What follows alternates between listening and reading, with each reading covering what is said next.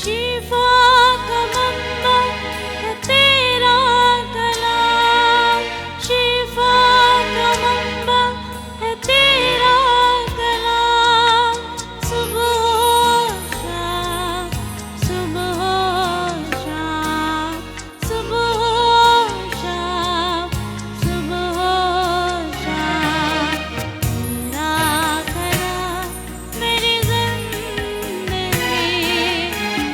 तेरा कलाम मेरी बंदगी, तेरा कलाम मेरी जिंदगी,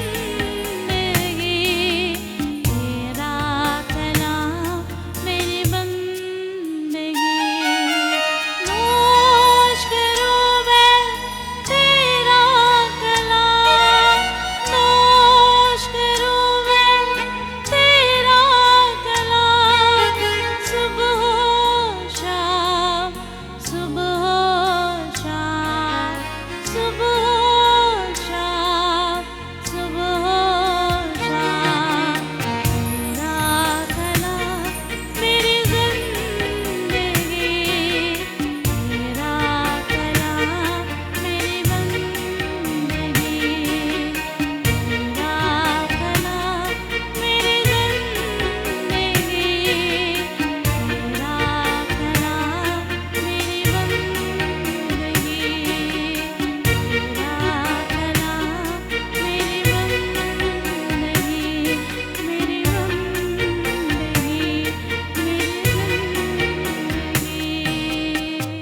बिश अजीजों, उसका कलाम बंद बंद और गुदे गुदे में दाखिल होता, जिंदगियों को बदलता हुआ हमारे दरमियान है। ऐसा रुक चुका है, आंखें बंद करें और हम दुआ करें कि आज का कलाम कहीं 30 गुना, कहीं 60 गुना और कहीं 100 का 100 गुना फलदार साबित। आए अजीजों, अपने हाथों को बुलंद करें, सब हम आवाज होकर, यक दिल यकजा होकर खुदा के कलाम को मांगे। और मैं गुजारिश करूंगा बेटी रोबीना से कि वो सामने आए और खुदा के कलाम के लिए, उसकी बरकत बख्शिश के लिए, कि हमारी जिंदगियों में खुदा का कलाम बख्शिश को लाए, बरकत को लाए। हम दुआ करेंगे। अब इससे खुदा के खादम को खुदा के हाथों में देंगे। आइए मिलकर दुआ करें। Hallelujah, hallelujah. कदूस कदूस मेहरबान जिंदा जलाली आसमानी बाप, दिल और दिल की तागहराइयों से तेरी शुक्रगुजारी करते हैं इस लम्हा के लिए, इस मौका के लिए जो तूने हमारी जिंदगी में बख्श दिया। तेरी शुक्रगुजारी करते हैं मेहरबान प्यारे खुदावंदा। आप जब के तेरी हजूरी में आए हैं तेरे कलाम की मीठी शीरी बातों को सुनने के लिए। यसु नासरी, अब जब के वक्त है कि हमें खुदा कुदूस तेरे कलाम के भेद को जो हमारे लिए खुलने वाला है यसु नासरी सुने। मेहरबान प्यारे खुदावंदा, यसु नासरी तू अपने कलाम के वसीले से हमें ढेरों बरकत से नवाजना। हम अपने आप को तेरी हजूरी में खाली करते हैं ताकि हम तेरे कलाम को हासिल कर सके। मेहरबान प्यारे खुदावंदा, ऐ यसु नासरी तू एक एक पर अपना गहरा मसा अता कर दे। मेहरबान प्यारे खुदावंदा, ताकि तेरे कलाम से आज कोई खाली ना जाए बल्कि अपने घरों को जब जाए तो मेहरबान प्यारे खुदावंदा तेरे कलाम के इस भेद को ऐ यसु नासरी अपनी जिंदगी में रखकर अपने तक महदूद ना रखें बल्कि दूसरों तक पहुंचाने वाले बन सके। तेरे ममसूक को तेरे पाक हाथों में देते हैं, जिसके हाथ में तेरा जिंदा कलाम है। यसु नासरी, आज तो अपने खादम के साथ होना और अपने खादम को कसरत से इस्तेमाल करना। यसु नासरी, अपने खादम को लफ्जों की तरतीब अता करना ताकि जब तेरा खादम बोले तो उसमें से तू होकर बोले। मेहरबान प्यारे खुदावंदा, तेरी शुक्रगुजारी करते हैं कि तूने हमें आज इस लायक समझा कि हम तेरी हजूरी में आकर तेरे नाम के इज्जत और जलाल दें। तेरी शुक्रगुजारी हो यसु नासरी कि तूने हमें तौफीक अता की। ऐ खुदा कदूस, तू रहीम और रहम करने वाला बाप है, तू तरस से बड़ा खुदा है। मेहरबान प्यारे खुदावंदा, आज अपने कलाम के वसीले से तू शिफा अता कर देना, बंधन टूट जाने। मेहरबान प्यारे खुदावंदा, और लोग है खुदा कदूस तेरे नाम की गवाहियां देने वाले बन सके। ये सब कुछ मांग लेते हैं तेरा प्यारा मीठा और जलाली नाम लेकर, आमीन। आमीन आमीन। ऐ सभी अपने कदमों पर खड़े हो जाएंगे कलाम की इज्जत के लिए। सब कदमों पर खड़े हो जाएं और दोनों हाथ आसमान के खुदा की तरफ उठाएं, लहराएं हवा में दोनों हाथों को। किसी का हाथ नीचे ना हो, क्योंकि हम किसी इंसान का वेलकम नहीं कर रहे, उस खुदा का जो आसमान का और जमीन का मालिक है, उस खुदा को वेलकम कर रहे हैं। वो हमारे दरमियान में उतरा है। जोरदार तालियों से खुदावंद का वेलकम करेंगे। Thank you Jesus, I love Jesus. पाकरू मैं अपने आप को पीछे तुझे आगे करता हूं। आज लोग मुझे नहीं तुझे सुने और तब्दील हो, बरकत पाए, तेरा नाम जलाल पाए, मसीह के नाम से आमीन। खड़े खड़े हम खुदा के कलाम की तिलावत को सुनेंगे। कितने लोगों के पास खुदा का जिंदगी बख्श कलाम है? कलाम दिखाइए जो खुदा के कलाम को लेकर आए हैं। Thank you Jesus. आए मेरे साथ निकालिए खुदा के कलाम मुकद्दस में से। खुदावंद आप सबको बरकत दे, आपके साथ हो।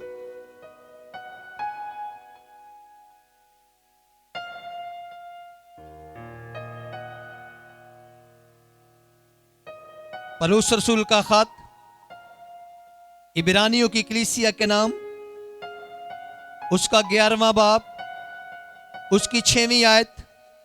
यह सालाना आयत, मरकजी आयत है JFC चर्च की, जो खुदा ने इस साल में खुदा बोला और कलाम दिया।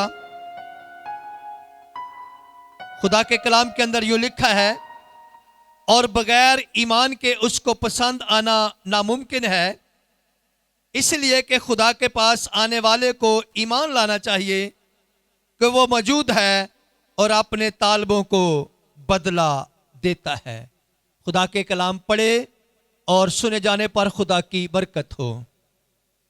आमीन। आज अपने सर पर हाथ रखें, दाहिना हाथ अपने सर पर रखें, कहें खुदावंद पाकरू मुझे इस कलाम को समझने की अक्ल और दनाई दे। ऐ खुदाए पाकरू जहन से पर्दा उठा कि मेरे मन में, मेरे दिल में ये बात आए कि मैं तेरे पास आई हूं, मैं तेरे पास आया हूं। कितने लोग आज खुश हैं? सब खुश हैं तो अपने लिए जोरदार तालियां बजा दीजिए।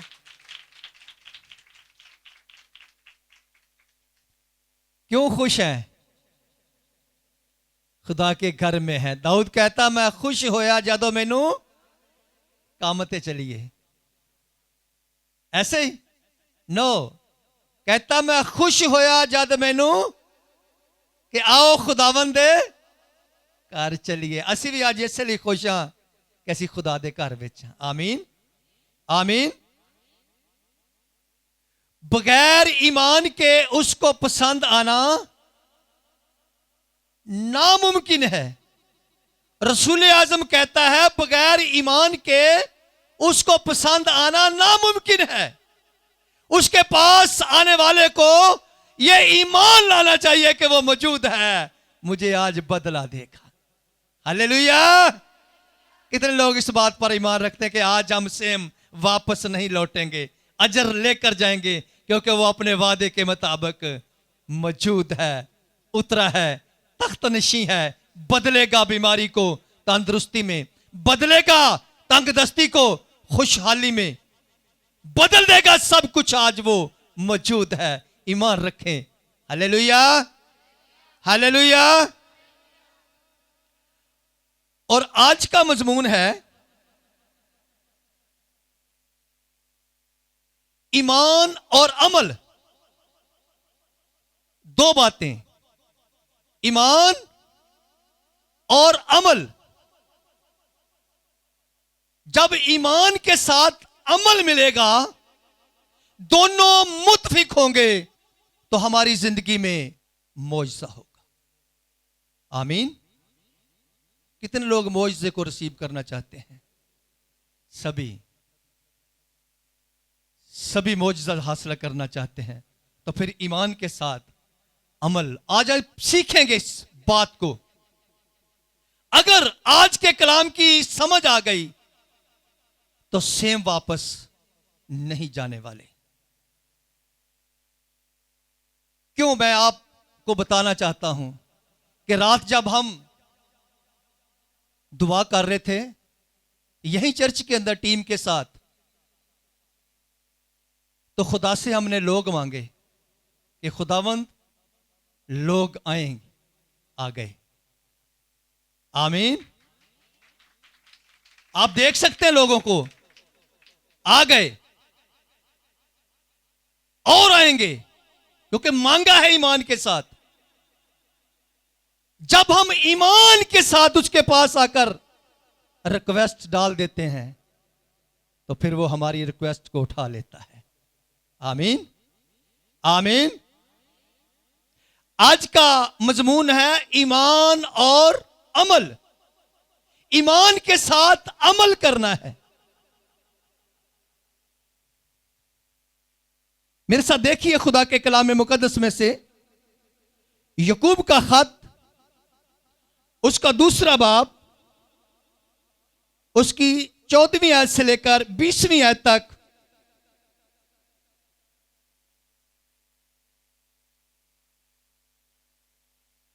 बहनों से रिक्वेस्ट है बैठी बैठी थोड़ी थोड़ी आगे हो जाएं ताकि पीछे वाले बहनों को जगह मिल सके।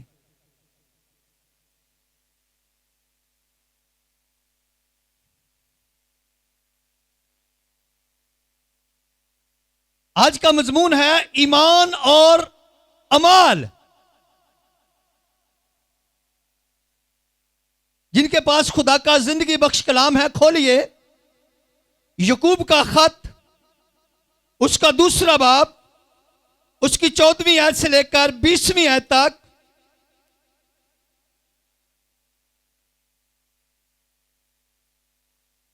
कलाम के अंदर लिखा है, ऐ मेरे भाइयों, अगर कोई कहे कि मैं ईमानदार हूं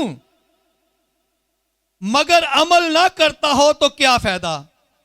क्या ऐसा ईमान उसे निजात दे सकता है? ईमानदार हूं, अमल ना करने वाला हो तो क्या ऐसा ईमान उसे निजात दे सकता है? नो। अगर कोई भाई या बहन नंगी हो और उनको रोजाना रोटी की कमी हो और तुम में से कोई उनसे कहे कि सलामती के साथ जाओ, गर्म और सेर रहो, मगर जो चीजें तन के लिए दरकार हो वो उन्हें ना दे तो क्या फायदा? इसी तरह ईमान भी अगर उसके साथ अमाल ना हो तो अपनी जात से मुर्दा है। बल्कि कोई कह सकता है कि तू तो ईमानदार है और मैं अमल करने वाला हूं। तू अपना ईमान बगैर इमाल के तू मुझे दिखा और मैं ईमान अमाल से तुझे दिखाऊंगा। तो इस बात पर ईमान रखता है कि खुदा एक है। खैर, अच्छा करता है। शैतान भी ईमान रखते हैं और थरथराते हैं। मगर ऐ निकम्मे आदमी, क्या तू यह भी नहीं जानता कि ईमान बगैर अमाल के बेकार है? कुछ नहीं है। ईमान होना जरूरी है, लेकिन अमाल के बगैर ईमान क्या है? बेकार है। कुछ नहीं कर सकता अकेला। अगर उसके साथ अमल होंगे, अमाल होगा, उस पर अमल करने वाले होंगे, फिर जिंदगी में मौजज़ा होगा। आमीन, आमीन। अगर ईमान तो रख लिया, ईमान के साथ चर्च के अंदर आ गए, चर्च के अंदर हमने सीख लिया कि खुदा पर ईमान लाना है, तब निजात मिलेगी। ईमान रखना है, निजात मिलेगी। अमल किया ही नहीं। जो खुदा कहता नहर से पैदा होना है वो हुए ही नहीं, कैसे जाएंगे? नामुमकिन होगा।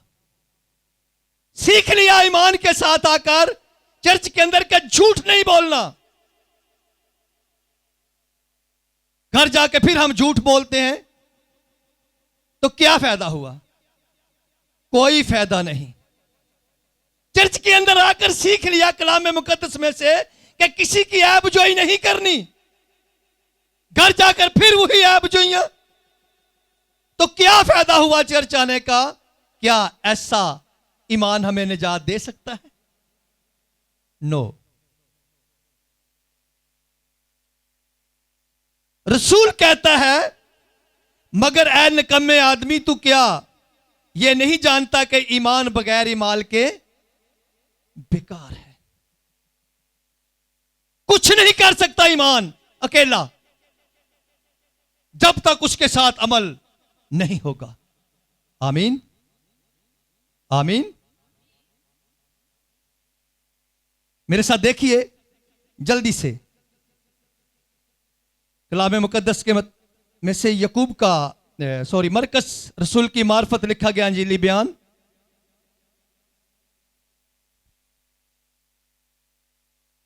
उसका 10वां बाब,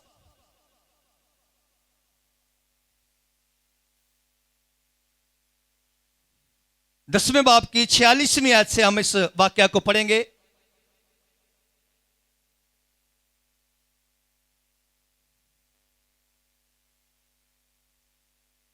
जी, सबने निकाल लिया हवाला?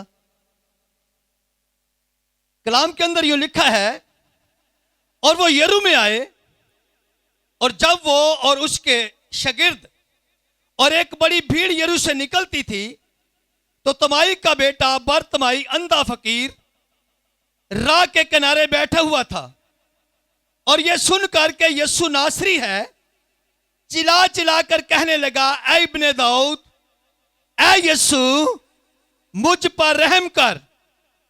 और बहुतों ने उसे डांटा कि चुप रहे, मगर वो और भी ज्यादा चिल्लाया कि ऐ इब्ने दाऊद, मुझ पर रहम कर। यीशु ने खड़े होकर कहा, उसे बुलाओ। बस उन्होंने उस अंधे को यह कहकर बुलाया कि खातर जमा रख, उठ, वो तुझे बुलाता है।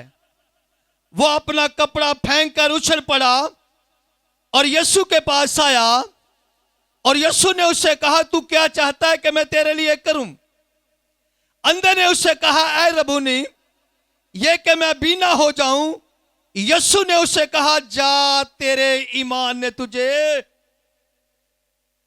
हालेलुया, जा, तेरे ईमान ने तुझे अच्छा लिखा कलाम के अंदर। वो फिल फॉर बीना हो गया और राह में उसके पीछे खोल लिया।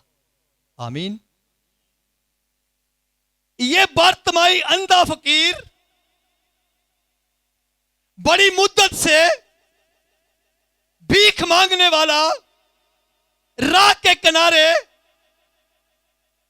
मुद्दतों से इसने यीशु के बारे सुन रखा था कि यीशु मौजज़े करता है। अंदर ईमान था कि यीशु मौजज़े करने वाला है, मैं उसे कभी मिलूंगा, जब वो मिलेगा तो मैं उसे कहूंगा, मुझे शिफा दे। जैसे ही उसने सुना, सुने, लिखा है सुना, जैसे ही उसने सुना, क्योंकि भीड़ का शोर था, वो देख नहीं सकता था, सुन सकता था, भीड़ का शोर था, वो लोगों से पूछने लगा कि ये क्या हो रहा है। लोगों ने बताया कि यीशु नासरी जो मौजज़े करता, जो कुदरत वाला है, वो जा रहा है। हालेलुया।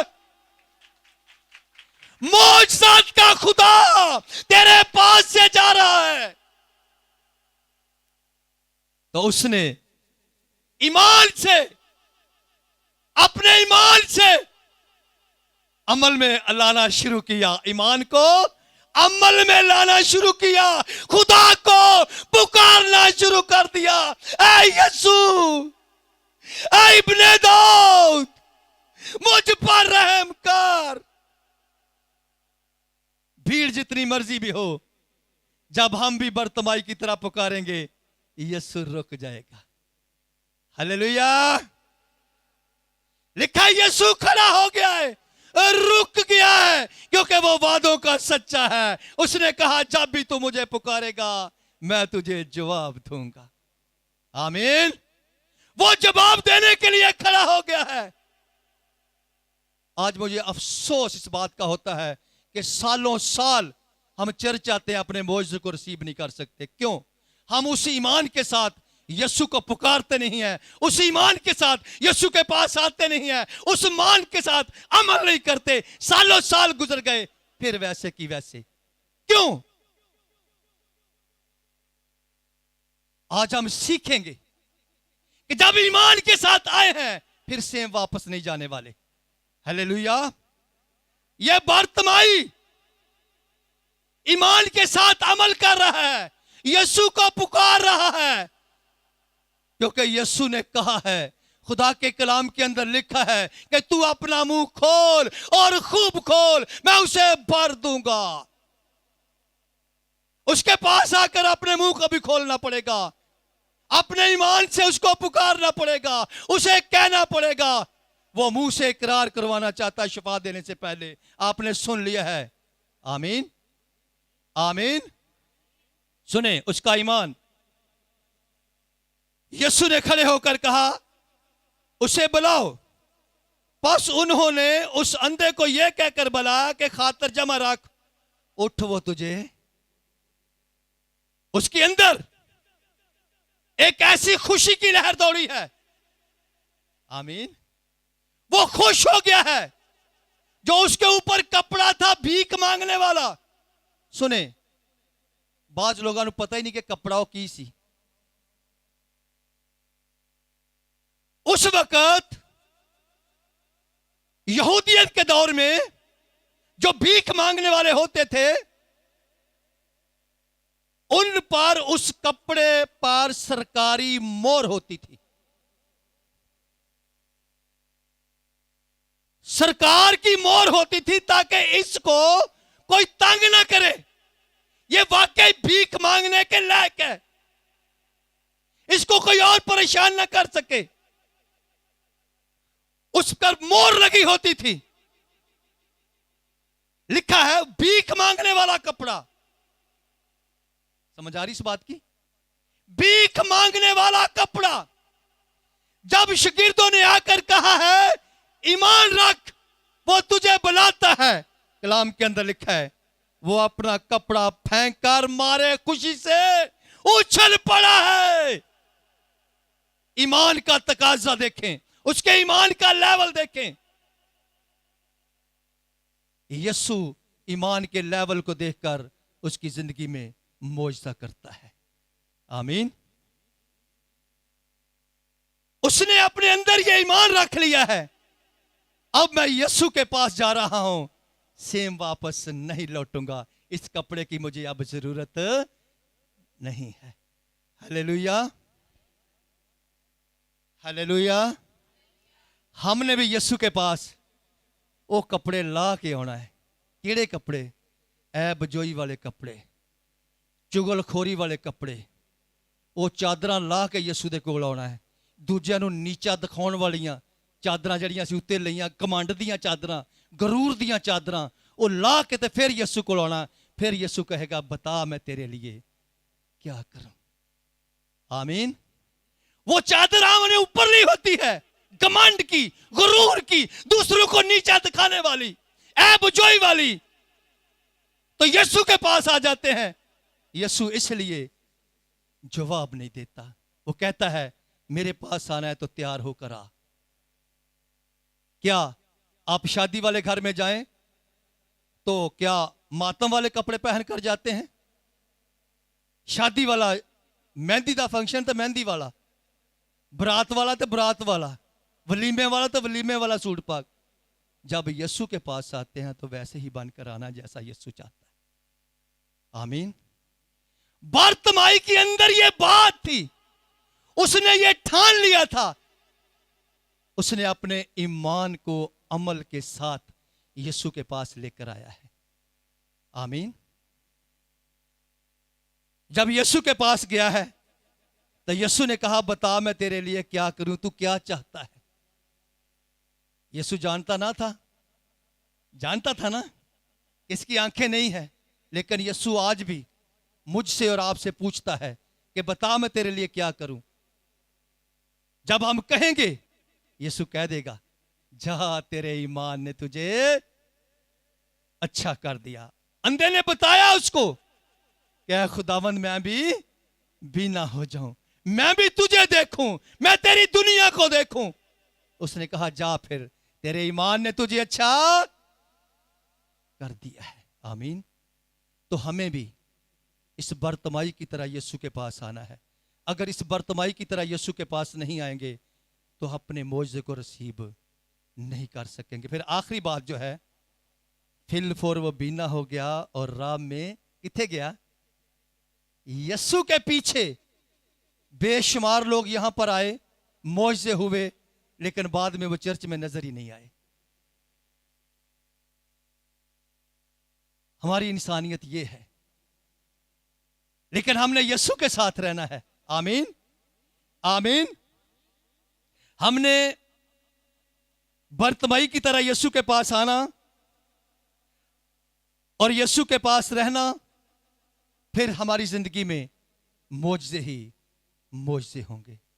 आमीन। फिर हम याकूब के खत में देखेंगे, मेरे साथ निकालिए वही बाब, दूसरा बाब, याकूब का खत दूसरा बाब, उसकी 21वीं आयत से लेकर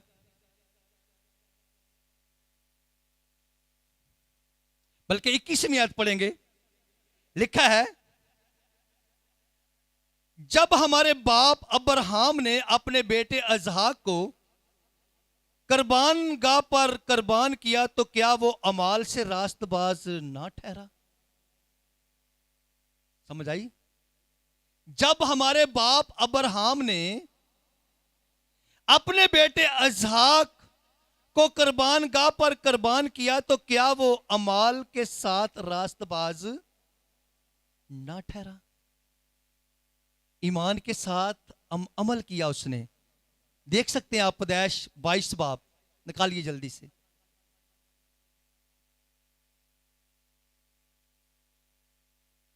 खुदा के कलाम के अंदर लिखा है, इन बातों के बाद यूं हुआ कि खुदा ने अब्राहम को आजमाया और उसे कहा, ए अब्राहम। उसने कहा, मैं हाजिर हूं। तब उसने कहा, तू अपने बेटे इसहाक को जो तेरा इकलौता है और जिसे तू प्यार करता है साथ लेकर मूरिया के मुल्क में जा और वहां उसे पहाड़ों में से एक पहाड़ पर जो मैं तुझे बताऊंगा सुखतनी कुर्बानी के तौर पर चढ़ा। तब अब्राहम ने सुबह सवेरे उठकर अपने गधे पर 4 जामा कसा और अपने साथ 2 जवानों और अपने बेटे इसहाक को लिया और सोखतनी कुर्बानी के लिए लकड़ियां चीरी और उठकर उस जगह को जो खुदा ने उसे बताई थी रवाना हुआ। तीसरे दिन अब्राहम ने निगाह की और उस जगह को दूर से देखा। तब अब्राहम ने अपने जवानों से कहा, तुम यहीं गधे के पास ठहरो, मैं और ये लड़का दोनों जरा वहां तक जाते हैं और सजदा करके तुम्हारे पास लौट आएंगे। और अब्राहम ने सोखतनी कुर्बानी की लकड़ियां लेकर अपने बेटे इसहाक पर रखी और आग और छुरी अपने हाथ में ली और दोनों इकट्ठे रवाना हुए। तब इसहाक ने बाप से अब्राहम से कहा, अपने बाप अब्राहम से कहा, ए बाप। उसने जवाब दिया, ए मेरे बेटे मैं हाजिर हूं। उसने कहा, देख आग और लकड़ियां तो हैं, सोखतनी कुर्बानी के लिए बरा कहां है?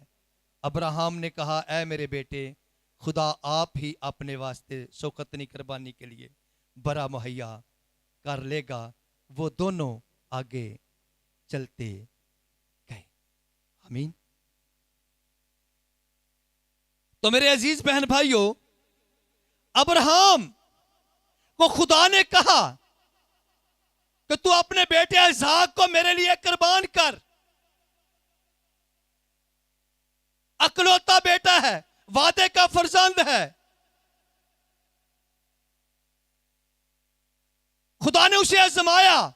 लिखा कलाम के अंदर, बाज लोग कहते खुदा आजमांदा ही नहीं। खुदा ने उसे आजमाया, परखा, जांचा।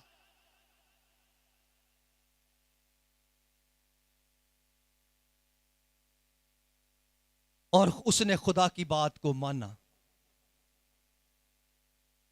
उसने खुदा की बात सुनी।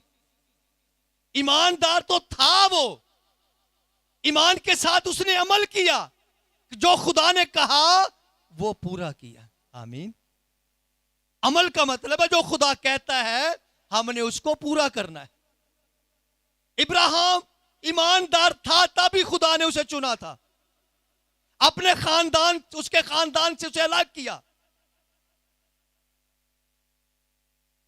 जब खुदा ने उसे कहा कि तू अपने बेटे को कुर्बान कर, तो वो खुदा की बात मानकर घर से चल पड़ा अपने नौकरों को लेकर। बेटा छोटा नहीं है, किसी कुर्बानी ਨੂੰ ਭਸਮ करना होवे तो कितनियां लकड़ियां लगदियां ने, 2 लकड़ियां नहीं लगदियां, कम से कम 40-50 किलो लकड़ी लगती है, मन तो ज्यादा। बेटा बड़ा है, छोटा नहीं है। लिखा कि लकड़ियां उसके ऊपर रखी हैं, बच्चे तो लकड़ियां नहीं रखी जाती हैं। लकड़ियां पहले वो गधे ते लकड़ियां आईयां ने, फिर बेटे ने उठाई हैं पहाड़ पर जाने के लिए। बेटा सवाल कर रहा है बाप से, लकड़ियां हैं, आग है, छुरी है, जो बड़ा मुहैया जिबा करना है शौकतनी कुर्बानी के लिए, वो कहां है? वो कहता है खुदा अपने लिए आप ही मुहैया करेगा। ईमान देखें, हालांकि वो जानता है सब कुछ कि खुदा ने मेरे बेटे को मुझसे मांगा है, जानता है अंदर से, लेकिन बेटे को कह रहा है कि खुदा आप ही मुहैया करेगा। ईमान देखें। आमीन, आमीन। ईमान है कि खुदा मुहैया करेगा। और लिखा है 9वीं आयत, और उस जगह पहुंचे जो खुदा ने बताई थी, वहां अब्राहम ने कुर्बान गाह बनाई और उस पर लकड़ियां चुनी और अपने बेटे इसहाक को बांधा और उसे कुर्बान गाह पर लकड़ियों के ऊपर रखा। और अब्राहम ने हाथ बढ़ाकर छुरी ली कि अपने बेटे को जिबा करे। तब खुदावंद के फरिश्ता ने उसे आसमान से पुकारा, ऐ अब्राहम, ऐ अब्राहम। उसने कहा मैं हाजिर हूं। फिर उसने कहा तू अपना हाथ लड़के पर ना चला और ना उसे कुछ कर, क्योंकि मैं अब जान गया कि तू खुदा से डरता है, इसलिए तूने अपने बेटे को भी जो तेरा इकलौता है मुझसे दरेग ना किया। और अब्राहम ने निगाह की और अपने पीछे एक मेंढा देखा जिसके सींग झाड़ी में अटके थे। तब अब्राहम ने जाकर उस मेंढे को पकड़ा और अपने बेटे के बदले सोखतनी कुर्बानी के तौर पर चढ़ाया। आमीन। ईमान कि खुदा आप ही मुहैया करेगा। हालेलुया। खुदा ने कर दिया मुहैया। हमारा भी ईमान होना चाहिए कि खुदा मुहैया करेगा। और आगे लिखा हुआ है, और अब्राहम ने उस मकाम का नाम यहोवा यरी रखा।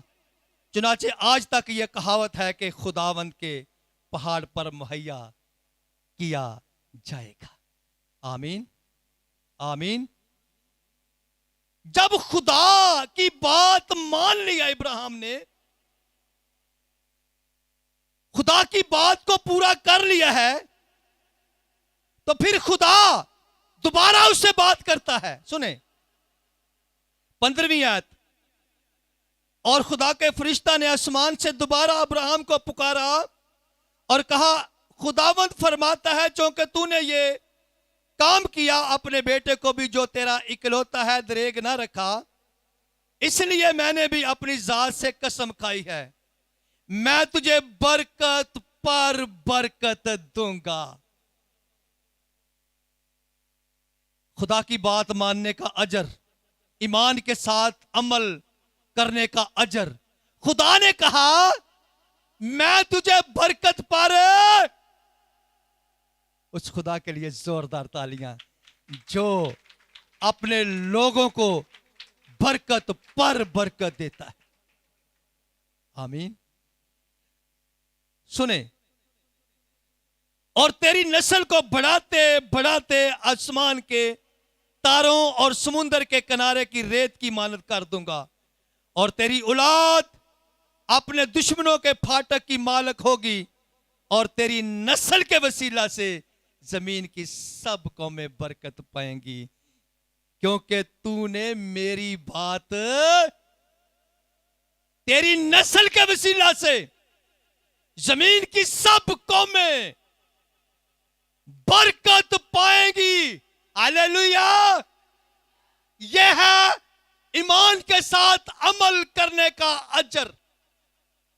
तेरी नस्ल के वसीले कौमें बरकत पाएंगी। आज भी देखें, वो पूरी दुनिया से सुपर पावर है। इस्राएल आज भी सुपर पावर है। क्यों? उनके बाप दादा ने खुदा की बात मानी है। वो बरकत, वो ब्लेसिंग, वो मस्सा, वो हजूरी नस्ल दर नस्ल चलती रहती है। अगर आज हम भी अपने खुदा की बात मानेंगे, वो बरकत हमारी नस्ल पर भी ठहर जाएगी, क्योंकि खुदा अजल से लेकर अब तक यकसा है। हालेलुया। आज भी वही खुदा है। जरूरत है ईमान के साथ अमल करने की। आमीन। अगर हम ईमान के साथ अमल करेंगे तो आसमान की सारी बरकत हमारी है और जमीन की सारी बरकत हमारी है। खुदा ने फिर वादा कर लिया इब्राहिम से, कहा है कि मैं भी तुझे बढ़ाऊंगा, तेरी औलाद अपने दुश्मनों के फाटक की मालक होगी। अपने दुश्मनों के फाटक की, देखें खुदा का वादा है।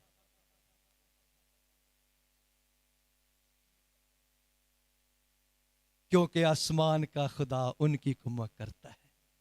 हालेलुया। जब खुदा आसमान का खुदा जिस बंदे के साथ होता है, फर्श वाले कुछ नहीं अदा कर सकते, जबकि अर्श वाला उसके साथ है। आमीन। जमीन वाले कुछ नहीं कर सकते, क्योंकि अर्श वाला साथ है। आमीन। वो मंसूबे बना सकते हैं, गलत कम कर सकते हैं, लेकिन उसका कुछ नहीं बिगाड़ सकते, क्योंकि आसमान का खुदा उसकी कुम्मत करता है। खुदा ने कहा, तेरी औलाद तेरे दुश्मनों के फाटक की मालिक होगी, और तूने मेरी बात मानी है, तेरी नस्ल के वसीला से कौमें बरकत पाएंगी। आज पूरी दुनिया के लोग उसकी नस्ल के वसीला से बरकत पाते हैं। कोई भी मजहब है, कहता है इब्राहिम, इसहाक, यकूब के खुदा। आमीन। आज सब इस दुआ को करते हैं, इब्राहिम, इसहाक, यकूब के खुदा। तो मेरे अजीजों, हमें खुदा की बात माननी है। जो खुदा कहता है वो करना है। जब हम भी खुदा की बात मानेंगे तो खुदा हमारी इसी तरह बरकत को बढ़ाएगा, जिस तरह उसने अपने बंदा अब्राहम को बरकत दी, सरफराज किया। आज तक वो सरबुलंद है। आमीन। चलेंगे फिर यकूब के खत में दूसरे बाब में, उसकी 22वीं आयत को पढ़ेंगे। 22वीं आयत से 24वीं आयत तक लिखा है, बस तूने देख लिया कि ईमान ने उसके अमाल के साथ मिलकर असर किया। बस तूने देख लिया कि ईमान ने उसके अमाल के साथ मिलकर असर किया, और ईमान से ईमान कामल हुआ, और यह नविश्ता पूरा हुआ कि अब्राहम खुदा पर ईमान लाया, और यह उसके लिए रास्तबाजी गिना गया, और वो खुदा का दोस्त कहलाया। आमीन। खुदा का दोस्त कहलाया। बस तुमने देख लिया कि इंसान सिर्फ ईमान ही से नहीं, बल्कि अमाल से रास्तबाज ठहरता है। ईमान के साथ अमल करना बहुत जरूरी है। अगर ईमान के साथ अमल नहीं है, यकूब खुदा का बंदा कहता है कि तुमने देख लिया है कि ईमान के साथ अमाल ने असर दिखाया है, और उस असर ने ईमान को कामल किया है। आमीन। ईमान को क्या किया है? कामल किया है, ईमान कामल हुआ है और ये नविश्ता पूरा हुआ कि अब्राहम खुदा पर ईमान लाया और ये उसके लिए रास्तबाजी गिना गया और वो खुदा का। इतने लोग खुदा के दोस्त बनना चाहते हैं। खुदा तो कहता है कि मैं आपका दोस्त हूं, क्योंकि सुने, इंसान माँ बाप से वो बात नहीं कर सकता, बहन भाइयों से वो बात नहीं कर सकता जो दोस्तों के साथ शेयर कर लेता है। खुदा इसीलिए कहता मैं तुम्हारा अच्छा दोस्त हूं। इब्राहिम को खुदा ने दोस्त बना लिया, इसलिए अब्राहम खुदा से फिर बातें करता रहा। आमीन आमीन। तो अगर हम खुदा के साथ दोस्ती करना चाहते हैं, फिर जिस तरह अब्राहम ने खुदा की बात मानी, ईमान के साथ जो उसने कहा उसने किया, तो खुदा ने कहा तू आज से मेरा दोस्त है, तो हमें भी खुदा कह देगा कि तू मेरा दोस्त है। आमीन आमीन। अगर उसकी बात नहीं मानेंगे तो ये ब्लेसिंग हमारी जिंदगी में नहीं ठहर सकती, ये मौजज़ा हमारी जिंदगी में नहीं होगा। जब हम उसकी बात मानेंगे, जो वो कहता है वो करते जाएंगे, तो खुदा अच्छे दोस्ती की तरह हमें लीड करेगा, क्योंकि वो आसमान पर बैठकर देखता है, लीड करता है, हमें जांचता है, परखता है, वो सब कुछ करने की कुदरत और कुव्वत रखता है। आमीन आमीन। वक़्त को मद्देनजर रखते हुए हासिल कलाम मैसेज अभी है, वक़्त को मद्देनजर रखते हुए हासिल कलाम की तरफ चलेंगे। याकूब का खत दूसरा बाब उसकी 26वीं आयत को हासिल कलाम पढ़ेंगे। लिखा है, गर्ज जैसे बदन बगैर रूह के मुर्दा है, वैसे ही ईमान भी बगैर अमाल के मुर्दा है। सुने, अगर बदन से रूह निकल जाए, क्या अकेला बदन काम कर सकता है? कितने लोग कहते करेगा? नहीं कर सकता। तो फिर आज इस बात को याद रखना है। इसी तरह ईमान जो है अमल के बगैर क्या है? वो मुर्दा है। अपनी जात से वो अकेला काम नहीं कर सकता। ईमान के साथ अमल होगा तो फिर हमारी जिंदगी में मौजज़ा होगा। आमीन। मौजज़ा हासिल करना चाहते हैं? आज जो कुछ आप चाहते हैं कि खुदा मेरे लिए करे, फिर जो खुदा कहता है पहले हमने वो करना होगा। आमीन। अमल करना होगा ईमान के साथ। खुदा के घर में आकर जो खुदा कहता है वो करते जाएंगे, हमारी जिंदगी में मौजज़ा होता जाएगा। क्योंकि कलाम कहता है कि जैसे बदन बगैर रूह के मुर्दा है, वैसे ही ईमान भी बगैर अमाल के मुर्दा है। आज हमने सीखा है ईमान और अमाल दोनों मिलते हैं तो फिर जिंदगी में मौजज़े होते हैं। ना अकेला अमाल काम कर सकता है, ना अकेला ईमान। दोनों मिलेंगे तो जिंदगी में मौजज़े होंगे। आमीन। खुदावंद आज के कलाम के वसीले हम सबको बड़ी बरकत दे और अमल करने का फजल बख्शे।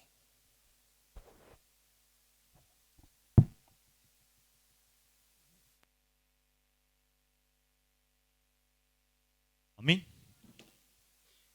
सो खुदा आपको ये तौफीक बख्शे कि आप इस कलाम से बरकत पाएं। आमीन। अच्छा मेरे अज़ीज़ों, जिंदगी के अमाल पर भी गौर करना है। उन बातों पर भी आपका ध्यान हो जो खुदा के कलाम के जरिया से में मिलती हैं कि भी ये भी हमने करना है। आमीन। बहुत सारे लोग सिर्फ इसी बात पर अटके हुए हैं जी, रोजा, इबादत, दुआ, बंदगी, बस यही है, इसी से हम जन्नत में चले जाएंगे, इसी से हम हमेशा की जिंदगी में दाखिल हो जाएंगे। लेकिन अज़ीज़ों याद रखिएगा, आज के पैगाम के मुताबिक और हासिल कलाम के मुताबिक कि ईमान बगैर अमाल के मुर्दा है। जिस तरह बदन से रूह निकल जाता है तो उसके बाद बदन बेकार है, वो खुद से हिल नहीं सकता, उसे मूव करने के लिए उठाना पड़ता है। ले जाना पड़ता है। उसी तरह ईमान अमाल के बिना बेकार है, उसकी कोई हैसियत नहीं है भी। अब अमाल क्या है? अमाल यही है कि हमने भूखे को खाना खिलाना है, प्यासे को पानी पिलाना है। ईमानदार की जिंदगी में उसके जो अमल होते हैं, अमल से मतलब उसकी परफॉर्मेंस जो होती है, उसकी प्रैक्टिस जो होती है, वो उसे साबित कर रही होती है ये ईमानदार है। आमीन। तरस ये आपके अंदर हो क्योंकि आप ईमानदार हो।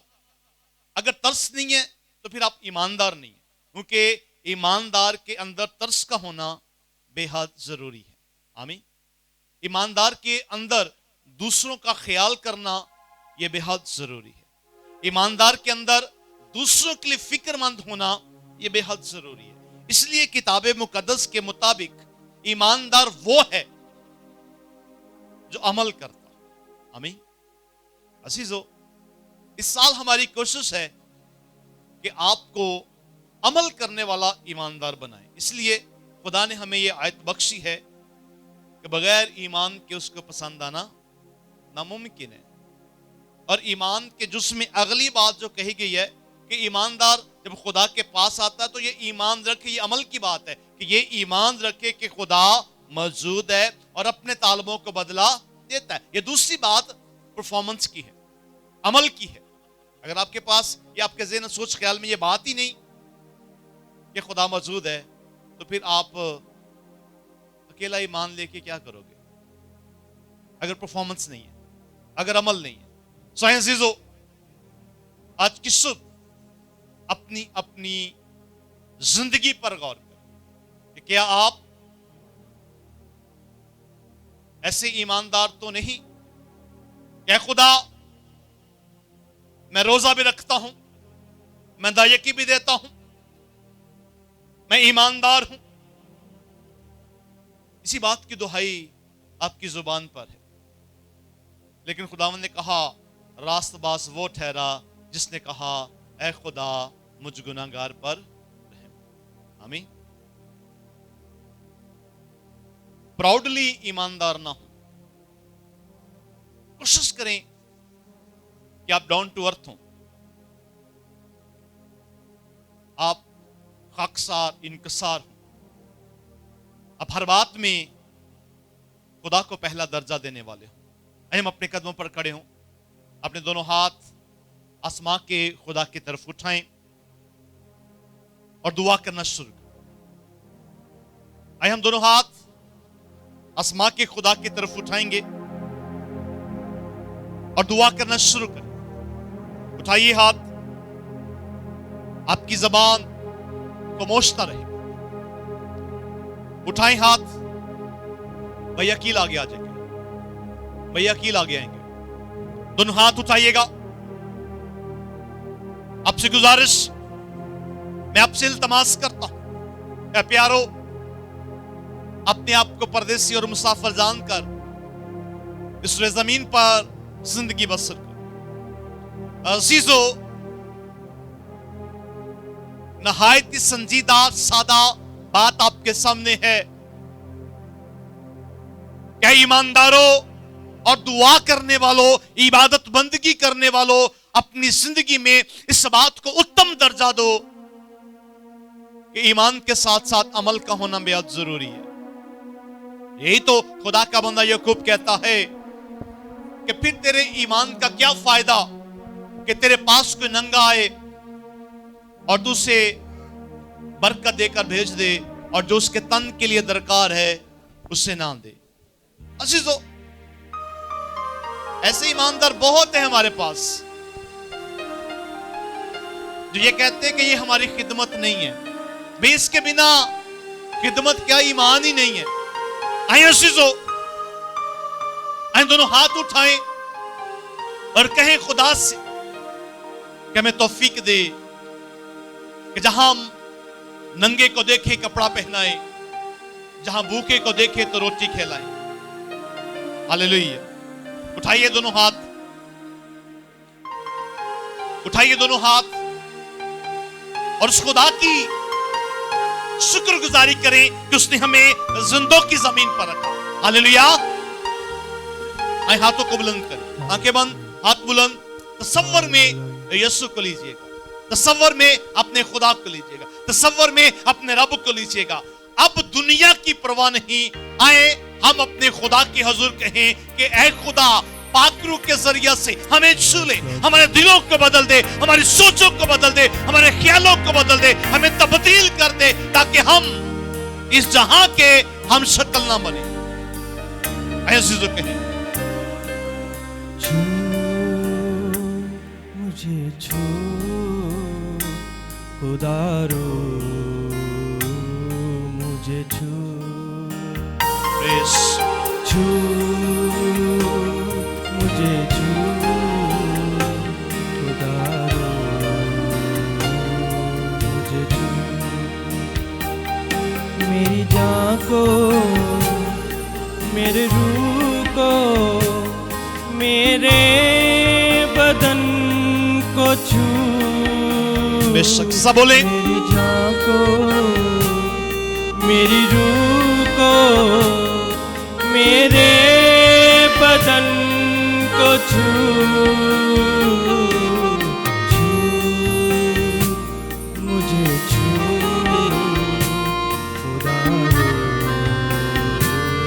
मुझे छू।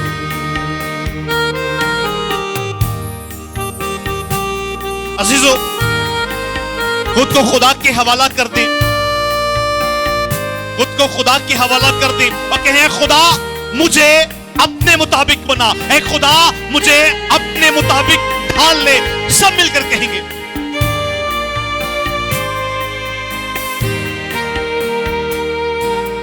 मट्टी को कुम्हार जैसे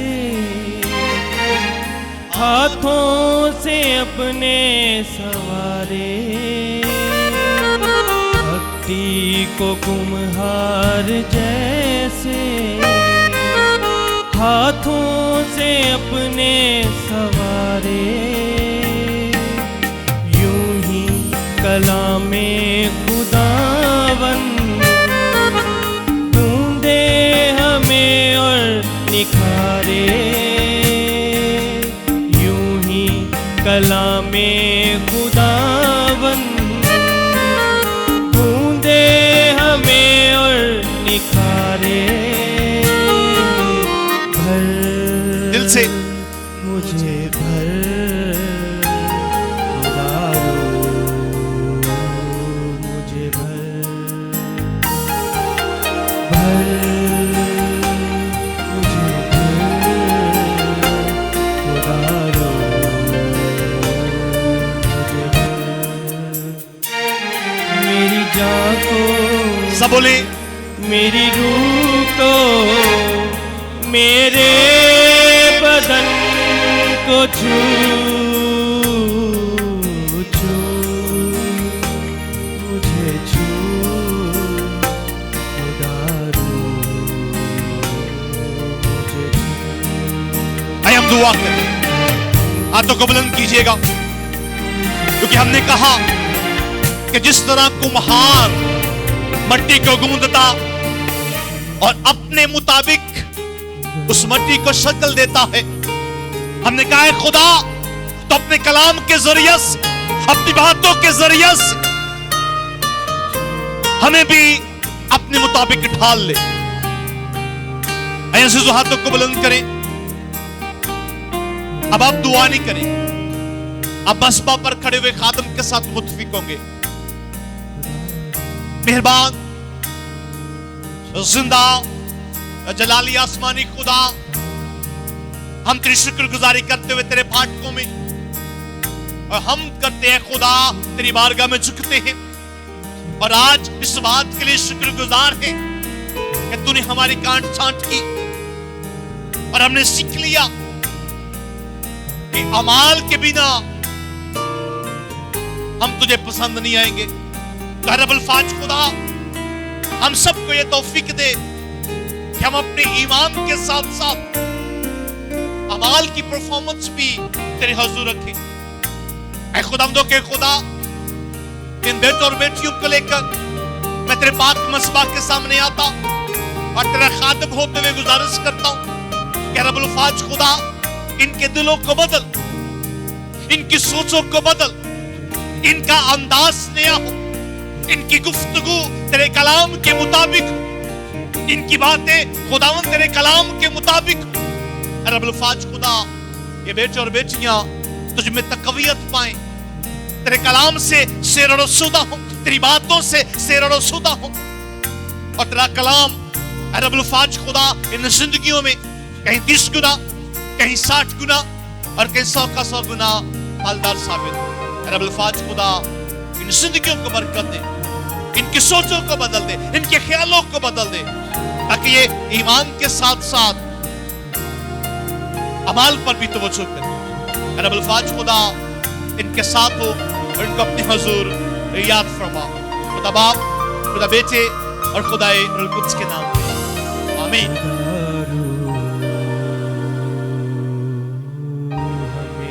आमीन। सब मिलके बोलेगा आमीन, जोश नाल आमीन।